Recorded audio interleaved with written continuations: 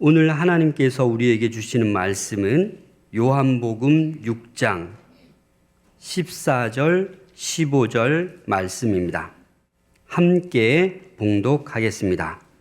그 사람이 예수께서 행하신 이 표적을 보고 말하되 이는 참으로 세상에 오실 그 선지자라 하더라.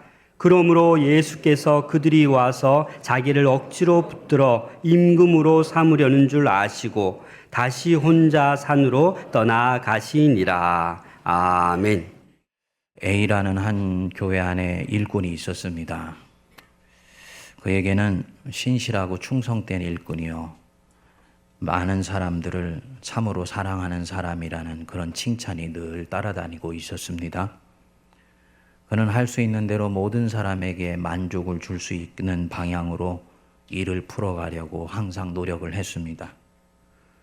그런데 시간이 지나면서 그는 자신의 내면에 점점 자유함이 없어져 가고 있다는 것을 알아차리게 됩니다. 끊임없이 다른 사람의 시선을 의식하면서 예수를 믿고 있다는 것을 알게 되었기 때문입니다. 그리고 점점 혼란스러워집니다. 모든 사람을 만족시키려고 하니 여기에서 하는 말과 저기에서 하는 말이 서로 달라질 수밖에 없다는 것을 알게 된 것입니다. 그는 이내 자신에 대해서 알게 됩니다.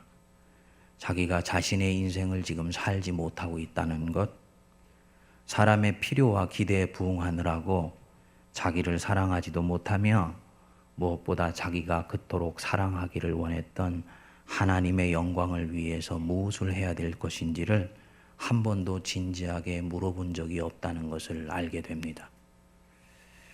여러분, 성도가 신앙생활을 하다 보면 사람들을 기쁘게 해주고 그들의 기대에 부응하여 만족을 주는 것이 곧 하나님께 영광을 돌리는 길이라고 생각하는 경우가 대단히 많이 있습니다. 오늘날 우리 한국교회에 깊이 들어와 있는 신앙의 사조라고 이야기를 할 수가 있습니다. 교회는 인본주의가 아니고 신본주의다라고 늘 얘기를 하지만 우리도 모르게 사람의 시선으로부터 자유하지를 못한 것입니다. 그래서 누군가의 기대에 부응하지 못하면 내가 신앙생활을 잘못하고 있는 것은 아닌가, 혹시 하나님의 영광이 나 때문에 가리워지고 있는 것은 아닌가 염려를 하지요. 다른 사람이 나를 미워하기라도 하는 것 같으면 이런 마음은 더욱더 깊어지게 됩니다. 그런데 보십시오.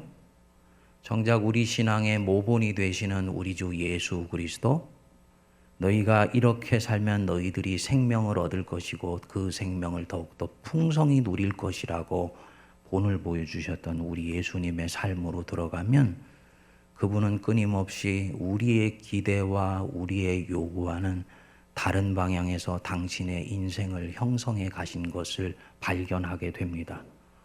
오늘이 대림절 첫 번째 주간인데 이 땅에 예수님이 오셨을 때 그분은 사람들의 기대와 요구와는 전혀 다른 방향에서 오셨습니다. 메시아가 올 때는 하늘의 천구 천사가 나팔을 불고 공중에서 왕 되신 메시아가 이 땅에 하강하는 것을 모두가 볼 수 있을 것이라고 생각했는데 이 땅에 메시아로 오신 예수님은 베들레헴의 한 마구간에 어린 아기의 모습으로 지그시 살포시 세상 한복판으로 내려오셨습니다. 사람들의 기대와는 다르게 그분이 오신 것입니다. 오늘 본문에 들어가 보십시오. 때는 6월절이었습니다. 6월절에는 이스라엘 백성들은 전부가 다 예루살렘 성전에 가서 하나님께 제사를 드리는 것이 그들의 종교 문화였었습니다. 그런데 그 성전에 나타나야 되는 자들이 일군의 무리들이 예수님 따라서 갈릴리 바다를 헤매고 있었던 것입니다. 예루살렘으로 갈 수 있는 여비를 만들지 못한 불쌍한 사람들이었습니다. 예수님이 그들을 긍휼히 여기시고 그들에게 양식이 없는 것을 보시고는 보리떡 5개와 물고기 2마리로 그들을 먹이시는 5,000명이 넘는 사람들을 먹이시는 기적을 베푸셨습니다. 이 기적으로 인해 사람들 안에 엄청난 파장과 그런 술렁거림이 일어났겠지요. 14절은 이렇게 말씀을 합니다.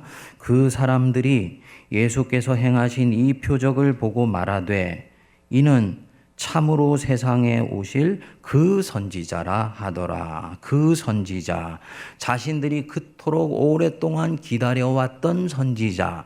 영어 성경에는 the prophet, 그래서 P자가 대문자로 되어 있습니다. 즉 유일무이하신 분이라는 거지요. 메시아, 하나님에게만 쓰는 표현이에요. 바로 메시아가 이 땅에 왔다는 것을 이들이 알게 된 것입니다. 그래서 이들이 어떻게 합니까? 15절 우리 같이 한번 읽어보겠습니다. 그러므로 예수께서 그들이 와서 자기를 억지로 붙들어 임금으로 삼으려는 줄 아시고 다시 혼자 산으로 떠나가시니라. 사람들의 기대는 분명했습니다. 예수가 메시아니까 그를 무엇으로 삼는다고요? 임금으로 삼는 거예요. 메시아는 당연히 왕이 되어야 된다고 본 것입니다. 사람들의 요구는 명료했습니다. 이 지긋지긋한 로마의 식민지를 벗어날 수 있는 길이 마침내 우리 메시아이신 예수 그리스도께서 오셔서 이제는 열리게 되었다. 그리고 그것이 우리가 기다리던 구원이다. 대단히 인간적이면서도 대단히 절박한 기대였습니다. 당연히 만족시켜줘야지요. 당연히 그 기대에 부응해줘야지요. 그런데 우리 예수님이 그 기대를 뿌리치셨습니다. 그 요구에 부응하지 아니하시고 뒷부분에 어떻게 했습니까? 다시 혼자 산으로 떠나가시니라. 저는 이 대목을 묵상하면서 충격을 받았습니다. 진정한 메시아의 길, 만백성을 사랑하는 예수 그리스도의 길이 정작 자기가 사랑하는 사람들의 기대를 부응해 주지 않는 길이었구나. 주님은 사람의 요구에 다 반응해 주는 것이 진정으로 그들을 사랑하는 것은 아니라고 생각하셨구나. 아마도 이때 예수님은 이 사람들의 칭찬이 자신의 길을 뒤흔들지 못하도록 십자가를 향한 당신의 길을 사람들의 칭찬과 박수갈채가 가로막지 못하도록 당신의 영에 강고한 말뚝을 박아 넣으시려고 이날 자신의 영을 세척하는 마음으로 홀로 떠나서 기도의 자리로 들어가셨던 것이지요. 여러분, 가룟 유다가 왜 예수님을 팔아 넘겼는지 아시나요? 가룟 유다는 열심당원이었습니다. 이 열심당원은 정치운동을 통해서 이스라엘을 로마의 식민지로부터 해방시키려고 했었던 사람들입니다. 이 가룟 유다가 예수님을 만났습니다. 나사렛에서 온 예수를 보니 엄청난 카리스마에 대중을 장악하는 능력에 거기에다가 사람들을 빨아들이고 흡입시키는 언병과 그의 존재감이 저 사람이라면 이스라엘을 마침내 해방시킬 수 있겠다라는 생각을 하게 되었던 것입니다. 그러나 세월이 갈수록 예수님은 가룟 유다의 기대와 요구와는 다른 방향으로 길을 가시게 되었습니다.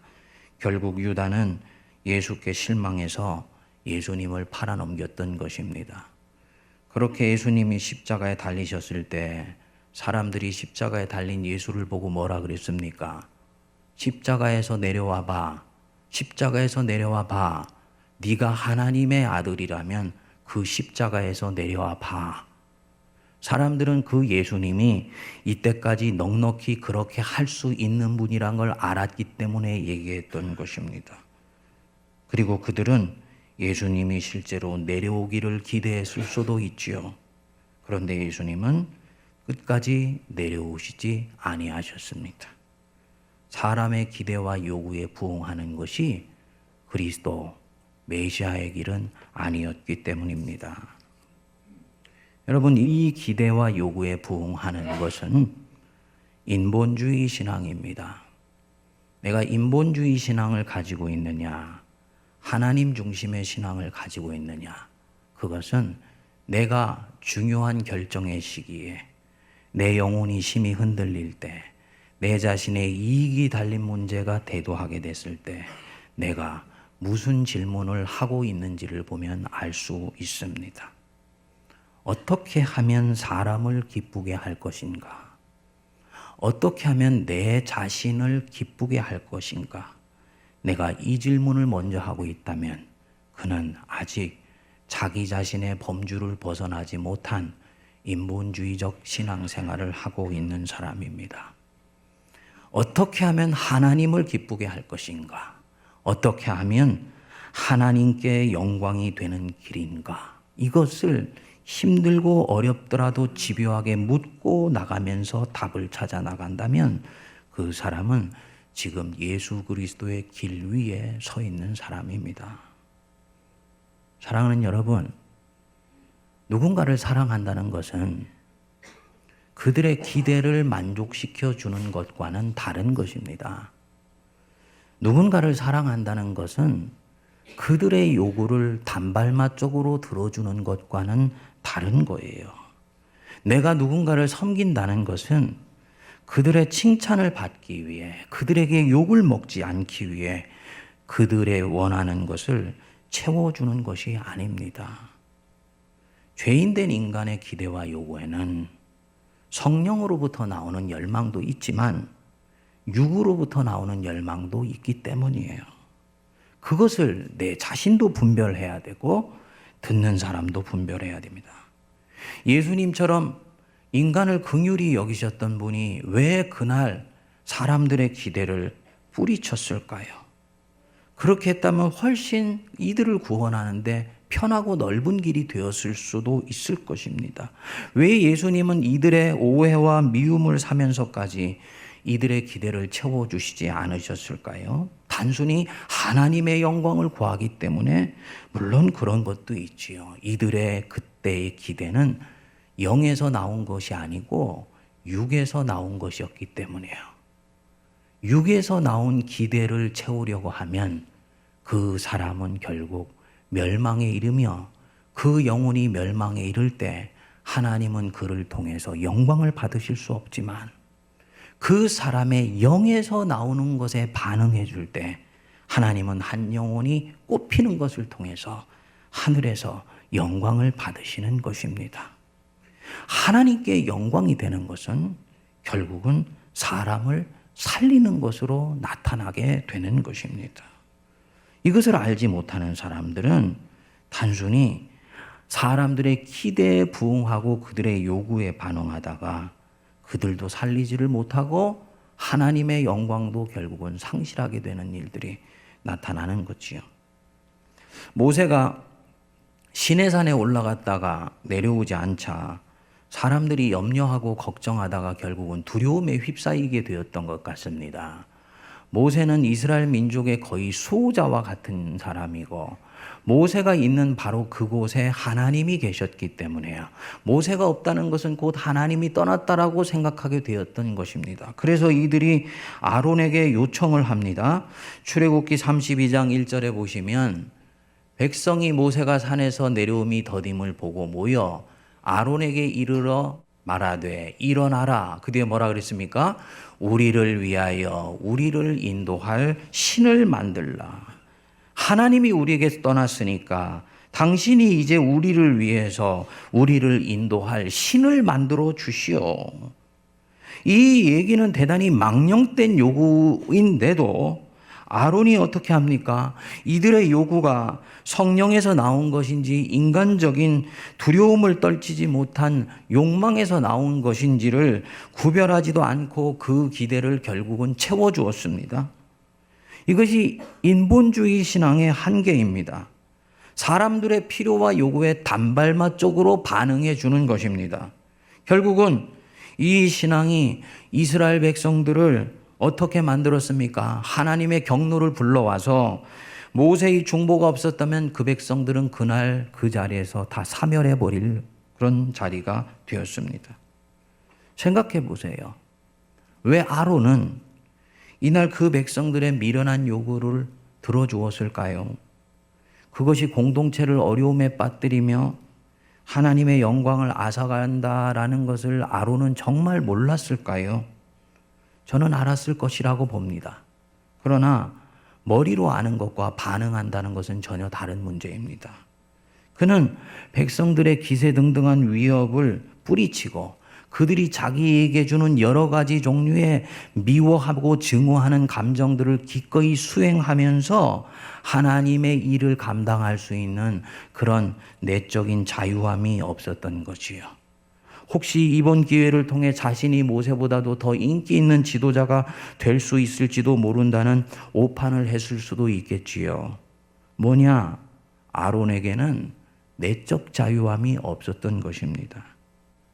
당분간 백성들의 미움을 사면서도 하나님의 뜻을 신실하게 실행할 수 있는 그 힘, 그것은 하나님 한 분만으로 자유할 수 있는 내적 자유함에서 오는 것입니다.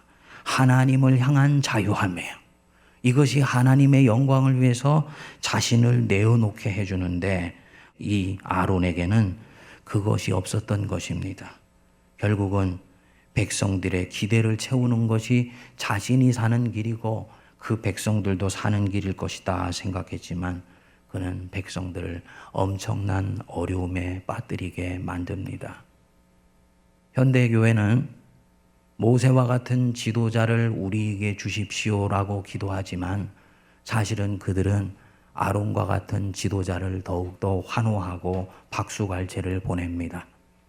하나님의 뜻이 무엇인지를 알고 그 하나님의 뜻이 백성들 안에서 실현될 때 그들의 생명이 자란다는 것을 알기에 지도자와 백성들 사이에 내적인 긴장, 기꺼이 감당할 수 있는 바로 그 지도자보다는 백성들의 즉자적인 요구들에 다양한 모습으로 반응해주는 아론과 같은 일꾼들, 아론과 같은 지도자들을 그가 목회자건 평신도들이건 교인들은 훨씬 좋아하더라는 거지요.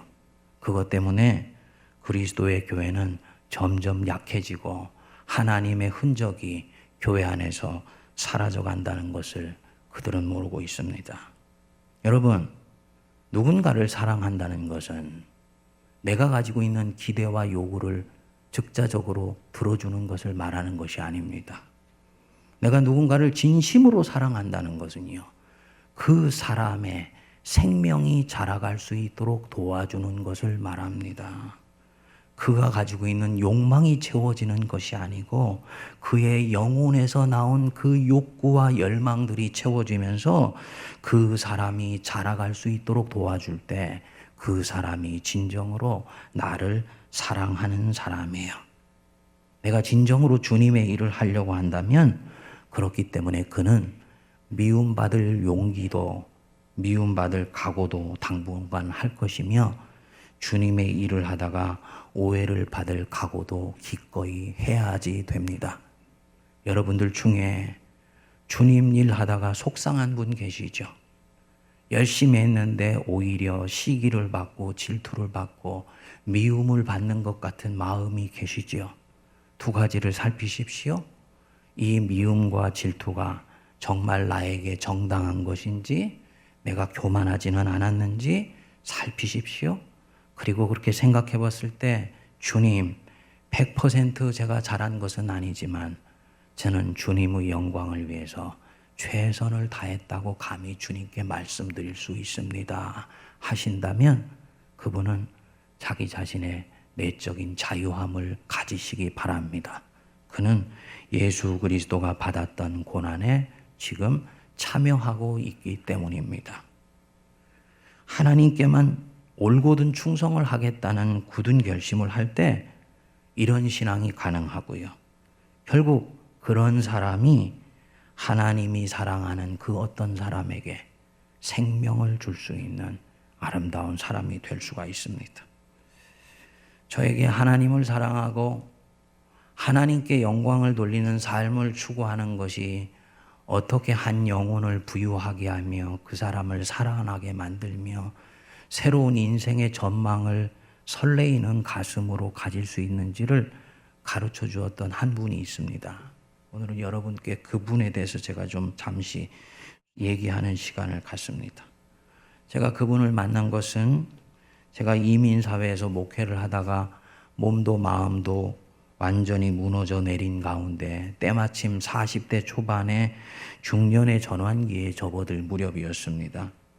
1년간 공부를 쉬면서 영성지도라는 것을 하는 할아버지 한 분을 만났습니다. 이 영성지도는 상담과 비슷한 것 같지만 달라요. 이 영성지도라는 것은 마지막인 목적이 내 안에 계신 하나님을 만날 수 있도록 도와주는 것입니다. 모든 인간의 문제는 하나님을 잃어버리며 하나님의 흔적을 놓쳤기 때문에 오는 것이라는 전제하에 그 사람 안에 계신 성령님의 인도하심에 민감하게 반응할 수 있도록 도와주고 질문을 던져주고 내 자신이 깨칠 수 있도록 해주는 바로 그런 것입니다. 이 할아버지는 체구도 100인 추구는 아주 왜소하고요. 사는 집도 25평 남짓 되는 아파트에 월세로 사는 분이었는데 자기 작은 아파트에 한 평 남짓한 오피스를 만들어서 자기를 찾아오는 사람들을 섬기고 도와주는 분이었습니다. 그런데 이분을 만나서 함께 있으면 이분이 너무너무 좋아요.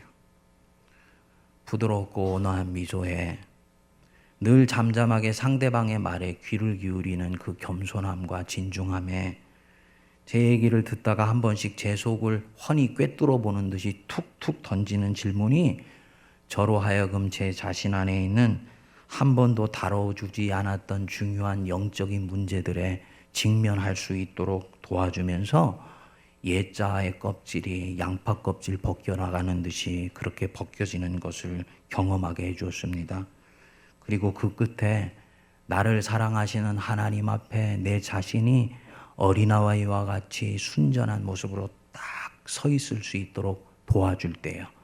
그 영혼의 해방감과 자유함이라는 것은 이루 말할 수 없는 것이었습니다. 그런데 이분이 기분 나쁜 부분이 한 가지가 있었습니다. 영성지도를 한번 하는 것을 세션이라고 그러는데 이분이 처음에 한 두어 번 저를 만나고 나서는 세션을 할 때 저에게 다가오는 느낌과 세션이 끝나고 난 뒤에 태도가 싹 바뀌는 거예요. 우리 한국 사람들은 그날 대화를 하면서 뭔가 이렇게 큰 은혜가 되고 터치가 되면 항상 뒷감흥을 나누지 않습니까? 뭐 It was so good today, thank you so much 뭐 이런 얘기를 하면서 자기의 마음도 표현을 하고 손도 잡아주고 감정도 교류를 한다고요. 그게 우리 한국 사람들, 동양 사람들이 가지고 있는 정의 문화예요. 그런데 이분은 세션이 진행되는 중에는 그렇게 따뜻하고 자상하게 저를 사랑하는 것 같이 하나님 앞으로 초대를 해드리는데 세션이 끝나면은 서둘러 인사하고는 빨리 나가라는 듯이 문 앞으로 나가서 배웅할 준비를 하는 것입니다. 당연히 제가 별로 기분이 안 좋죠. 저 사람이 도대체 왜 저러는가. 나중에 생각을 해봤어요. 자기 스케줄 표를 보니까 뒤에 오는 사람들이 또 있어요. 아, 뒤에 또 손님 맞으려고 앞에 온 손님 빨리 나가라는 얘기구나. 뭐야 이거 손님 맞는 꾼이야 꾼? 어떻게 저렇게 세션 전하고 후가 사람이 달라? 마음이 굉장히 불쾌했습니다. 미국 간 지 5년이 넘어가는 때였는데 제가 미국 갈 때 그 유학하는 비행기 탈 때부터 제 마음에 가졌었던 기도의 제목이 있습니다. 하나님, 미국에서 유학하는 동안에 신학과 신앙의 큰 선생님을 만나게 해 주십시오. 근데 그 기도가 5년 동안 이루어지지를 않은 거예요. 끝까지 기도를 해야지요.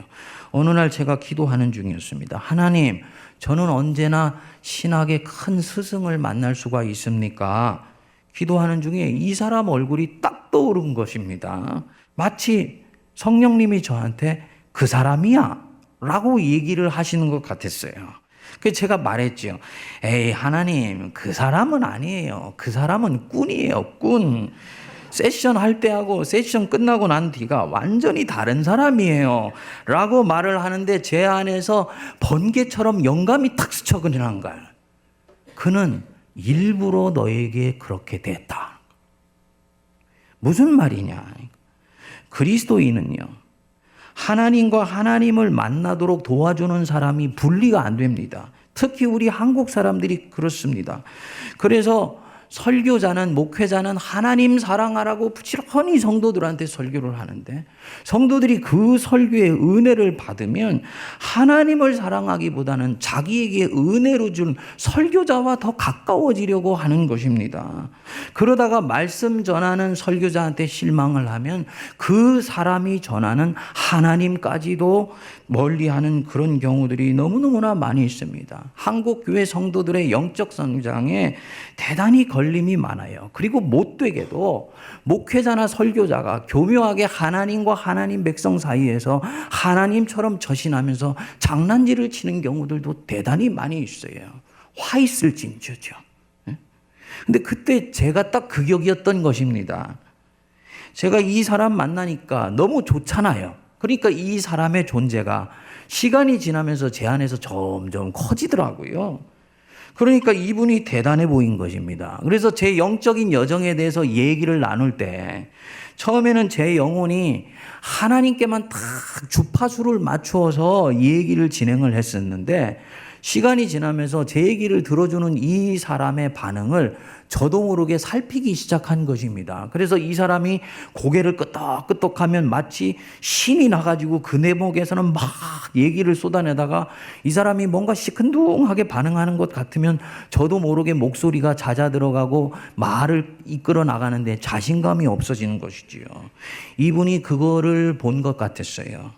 자신은 어디까지나 하나님을 소개해 주려고 저에게 하나님이 보내신 선물이고 저에게 하나님을 소개하는 사람인데, 제 안에서 하나님 대신에 자기 자신이 차지하는 자리가 점점 커져가는 것을 보면서 저한테 박정하다는 얘기를 들으면서까지 제 안에서 하나님의 자리를 만들 수 있도록 자기 자신을 치워버렸다는 것을 알게 된 것입니다.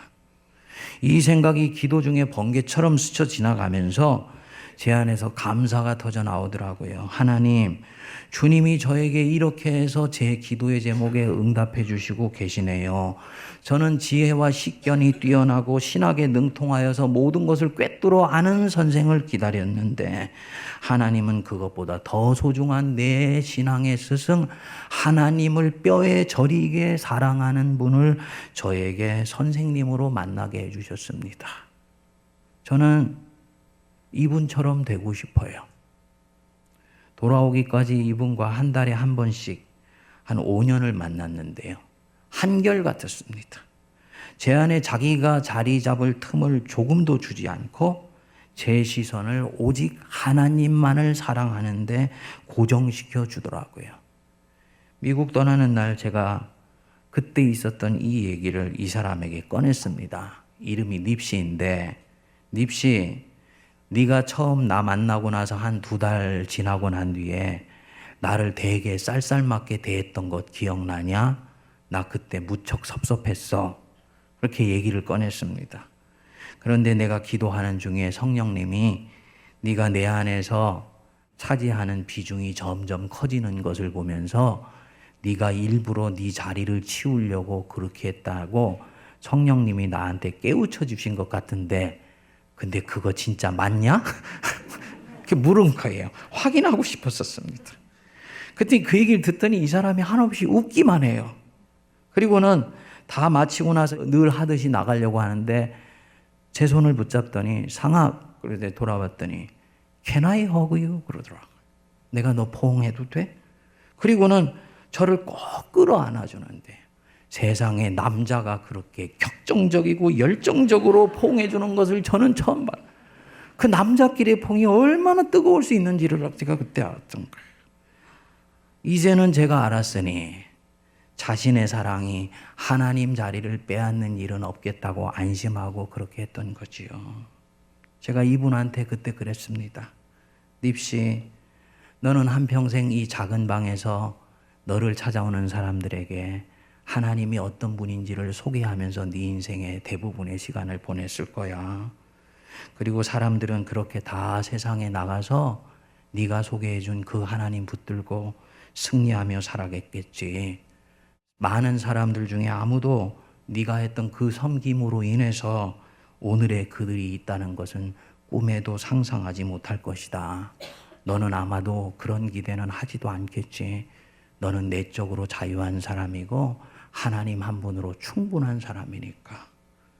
그런데 나는 너 같은 사람의 섬김이 얼마나 소중한 것인지, 자기 친구의 미움을 당분간 받을 각오를 하면서도 하나님 한 분만을 친구의 손에 쥐어주려고 자기의 자리를 지우려고 했던 너의 그 위대한 신앙에 대해서 나는 사람들에게 이야기할 거야. 너 내가 나가면 유명해진 사람 될 수 있도록 기도해줘. 그래야 네가 유명해질 수 있으니까. 농담 반 진담 반으로 그 얘기를 했어요. 그리고요, 저는 지금까지 가는 곳마다 새로운 공동체에 설 때는 이분의 얘기를 꼭 합니다. 왜냐? 이분은 저에게 목회가 무엇인지를 가르쳐 준 사람이기 때문이에요. 목회는 성도를 섬기는 것이다. 그들로 하여금 하나님을 사랑하도록 도와주는 것이다. 그들이 하나님을 사랑하며 하나님의 존재 앞에서 자기 자신을 발견하게 될 때 그들을 얽고 있었던 모든 생애 문제는 거기서부터 마술처럼 풀려나가기 시작한다는 것을 이분은 저에게 몸으로 가르쳐 주었기 때문입니다. 여러분, 하나님 한 분께만 영광을 돌리는 것은 인간을 하찮게 여기고 가볍게 여기는 것이 아닙니다. 사람을 사랑하는 것은요, 그들에게 생명을 주는 것이라고 얘기했잖아요. 그들에게 생명을 주기 위해서는 오히려 때로 이들이 아직 이해하지 못할 때까지는 기다려도 주고 욕도 먹고 그들이 나를 오해해서 갖는 쌀쌀맞은 시선에 대해서도 당분간 그 힘든 것들을 감내하면서 자신의 영혼의 뿌리를 하나님께만 둘 수 있는 영적 자유함을 가진 사람이어야지 됩니다. 그렇게 되기 위해서는 자기 신앙의 표대가 사람을 진정으로 사랑하기 위해서라도 오히려 그 사람을 흘려보내버리고 하나님 한 분께만 영광을 돌리겠다는 바로 이 신앙이 있어야 되는 것이었습니다. 그래서 우리 예수님이 사도 베드로에게 마지막으로 질문하셨던 것이구나. 요한의 아들 시몬아, 네가 이 사람들보다 나를 더 사랑하느냐? 여러분, 저와 여러분들 이제부터는 사람들의 시선을 쫓아가는 믿음으로부터 자유할 수 있게 되기를 바랍니다. 오직 하나님을 기쁘시게 하는 것이 무엇인지를 집요하게 묻고 나가면 그 물음으로 인해서 그분이 주변에 있는 사람들이 살아나게 될 것이고요. 그 사람들이 살아나는 것 때문에 하나님은 영광을 거두시게 될 것입니다. 그래서 기독교 신앙은 사람보다 최우선으로 하나님을 기쁘시게 하는 신앙으로 우리에게 도전되고 결국 그것이 사람에게 생명을 주는 걸음이에요. 갈라디아서 1장 10절은 말씀합니다. 내가 사람들에게 좋게 하랴 하나님께 좋게 하랴 사람들에게 기쁨을 구하랴 내가 지금까지 사람들의 기쁨을 구하였다면 그리스도의 종이 아니니라. 인본주의를 비판하면서도 온갖 종류의 인본주의 신앙이 백성들과 리더들의 영혼을 장악하는 오늘날 우리 세문안교회 성도들, 하나님께만 기쁨이 되는 신앙, 하나님께만 영광이 되는 믿음을 추구하여서 그것 때문에 역설적으로 사람들에게 생명을 주고 영혼의 젖줄을 공급하는 주님 기뻐하시는 교회 성도들 되시기를 주의 이름으로 축복드립니다.